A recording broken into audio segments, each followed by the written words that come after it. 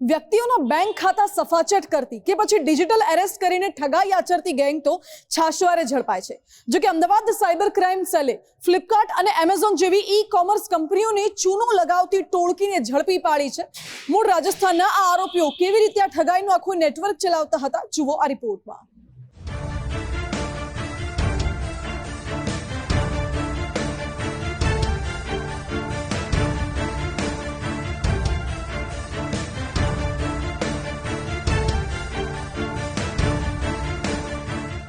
Flipkart કે Amazon જેવી દિગ્ગજ કંપનીઓમાંથી મળતી પ્રોડક્ટ મોટાભાગે વિશ્વસનીય હોય છે, પરંતુ તમારા ભાગે કદાચ ઓરિજિનલના બદલે ડુપ્લિકેટ પ્રોડક્ટ આવી જાય પણ ખરી। આ સાંભળીને જરાય આશ્ચર્ય ન અનુભવતા, કેમ કે ઓનલાઈન મળતા પાર્સલમાંથી ઠગાઈ આચરતી શાતિર રાજસ્થાની ટોળકીને અમદાવાદ ક્રાઇમ બ્રાન્ચે ઝડપી પાડી છે। ઈ કોમર્સ પ્લેટફોર્મ પરથી ગ્રાહકના સ્વાંગમાં ઓર્ડર કરતા અને જે તે એરિયામાં ડિલિવરી બોય કરતા લોકો મળીને ઠગાઈ આચરતા હતા। આ છેતરપિંડી કરતી ટોળકીની ચાલાકી પર નજર કરીએ તો આ ગેંગના સભ્યો જુદા જુદા વ્યક્તિઓના નામે આઈફોન જેવી મોંઘી પ્રોડક્ટનો ઓર્ડર આપતા, જે માટે વારંવાર નવા આઈડી અને પાસવર્ડનો ઉપયોગ કરવામાં આવતો હતો। પહેલાથી જ થયેલા પ્લાનિંગ અનુસાર તે એરિયાનો ડિલિવરી બોય તરીકે ગેંગનો જ સભ્ય સામેલ રહેતો। ખાસ કેમિકલનો ઉપયોગ કરીને ઇન્જેક્શનની મદદથી પાર્સલનું પેકિંગ ખોલી દેતા। ઓર્ડર આપેલા આઈફોન જેવો જ નકલી ડમી પીસ બજારમાંથી પહેલાથી ખરીદીને તૈયાર રાખતા હતા, જે બાદ પાર્સલમાં ડમી પ્રોડક્ટ મૂકી દેતા હતા। પછી કંપનીમાં ડમી પ્રોડક્ટ મળ્યાનું કહીને પાર્સલ રિટર્ન કરી રિફંડ મેળવતા। ઓરિજિનલ પ્રોડક્ટ પોતાની પાસે રાખી ઈ કોમર્સ કંપનીને નુકસાન પહોંચાડતા હતા। ડુપ્લિકેટ પ્રોડક્ટ એટલે કે સેમ જે ઓરિજિનલ પ્રોડક્ટ હોય છે એના જેવી જ દેખાતી ડમી પ્રોડક્ટને ઓરિજિનલ પ્રોડક્ટ સાથે રિપ્લેસ કરીને ઓરિજિનલ પ્રોડક્ટ મેળવીને એને વેચાણ કરીને પૈસા મેળવેલા છે। એવી ટીપના આધારે અમે આગળની પ્રોસેસ તપાસ ચાલુ કરતા અમને 5 આરોપી મળી આવેલા।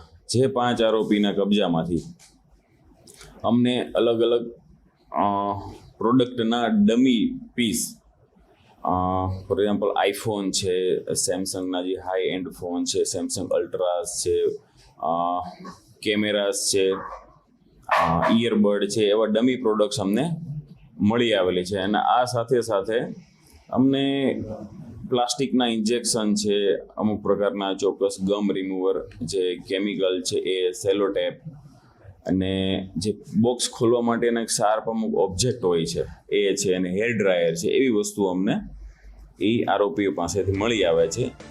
આ શાતિર ગેંગના 7 આરોપીઓમાં 6 રાજસ્થાનના ઝાલોર જિલ્લાના વતની છે, જ્યારે એક આરોપી સુરતનો છે। આ ગેંગમાં ડિલિવરી બોય તરીકે વિશાલ બાવરી અમદાવાદમાં, મનોજ વડોદરામાં અને વિશાલ પંચાલ સુરતમાં કામ કરતો હતો। ઓનલાઈન પાર્સલમાંથી કાઢી દીધેલા ઓરિજિનલ ફોન છેક ઝાલોરના મુખ્ય આરોપીને પહોંચાડવામાં આવતા। આ ગેંગનો રોમિલ નામનો શખ્સ ઓર્ડર પ્લેસ કરતો અને ઋષિપાલ નામનો શખ્સ આઈડી પાસવર્ડ બદલવાની ભૂમિકા ભજવતો, જ્યારે ફરાર આરોપી વિનોદ ઓર્ડર બુક કરાવવામાં સામેલ રહેતો।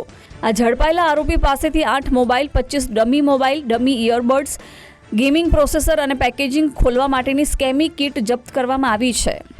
જો તમે યુપીઆઈ અથવા ઇન્ટરનેટ બેન્કિંગથી જો તમે પેમેન્ટ કરેલું હોય પ્રોડક્ટ ઓર્ડર કરતી વખતે, તો ઇન્સ્ટન્ટ તમારા ખાતામાં પ્રોડક્ટ કેન્સલેશન વખતે પૈસા જમા થઈ જતા હોય છે। અને જો કોઈ કસ્ટમરે ક્રેડિટ કાર્ડ અથવા ડેબિટ કાર્ડથી જો પેમેન્ટ કરેલું હોય તો સામાન્ય રીતે 3 થી 4 દિવસ રિફંડ માટે થતા હોય છે। હવે આ જે વસ્તુ 3 થી 4 દિવસ જે મેક્સિમમ રિફંડનો સમયગાળો છે એ, અને જે પ્રોડક્ટ રિટર્નની પ્રોસેસ છે, હવે રિટર્નની પ્રોસેસમાં જ્યારે ફ્રોડ્યુલન્ટ જે પીપલ છે, જે આરોપીઓ છે, એ જ્યારે પ્રોડક્ટ રિટર્ન કરે છે, એ રિટર્ન કરતી વખતેની જે પ્રોસેસ છે એને ફરીથી વેરીફાઈ થાય છે કે આ એકચ્યુઅલ પ્રોડક્ટ જે કંપની તરફથી આપવામાં આવી હતી એના બદલે ડુપ્લિકેટ અથવા ડમી પ્રોડક્ટ છે, એ વેરિફિકેશનનો સમયગાળો વધારે છે। એના હિસાબે કંપનીને લેટ ખબર પડે છે કે આ પ્રોડક્ટ છે એકચ્યુઅલી અમારી સાથે છેતરપિંડી થયેલી છે, અને અમે આને પેમેન્ટ ત્યાં સુધીમાં તો કસ્ટમરને રિલીઝ કરી દીધું હોય છે। આવા કેસમાં જે ચીટર જે આરોપીઓ છે આવી રીતના પ્રોડક્ટ બદલાવીને પૈસા મેળવી લેતા હતા અને ઇન્ટરનલ પોતપોતાના જે શેર હોય એ પ્રમાણે વેચી લેતા હતા। અમદાવાદ ક્રાઇમ બ્રાન્ચે આરોપીઓએ ગુનામાં વાપરેલી સ્કોર્પિયો કાર જપ્ત કરી છે। અમદાવાદ ક્રાઇમ બ્રાન્ચે ઝડપેલા 4 આરોપીઓએ પ્રાથમિક પૂછપરછ દરમિયાન કબૂલાત કરી કે સુરતમાંથી 7 મોબાઈલ અને 10 એપલની વોચની છેતરપિંડી કરી છે। તો વડોદરામાંથી પણ આઈફોન 17 પ્રો મેક્સની પણ છેતરપિંડી આચરી છે. ગુજરાત અને રાજસ્થાનમાં શાતીર ટોળકીએ સંખ્યાબંધ ગુના આચર્યા છે. આ ગેંગના ફરાર 2 થી 3 આરોપીઓને ઝડપી પાડવા પોલીસે વધુ તપાસ હાથ ધરી છે. અર્પિત દરજી, ગુજરાત ફર્સ્ટ, અમદાવાદ.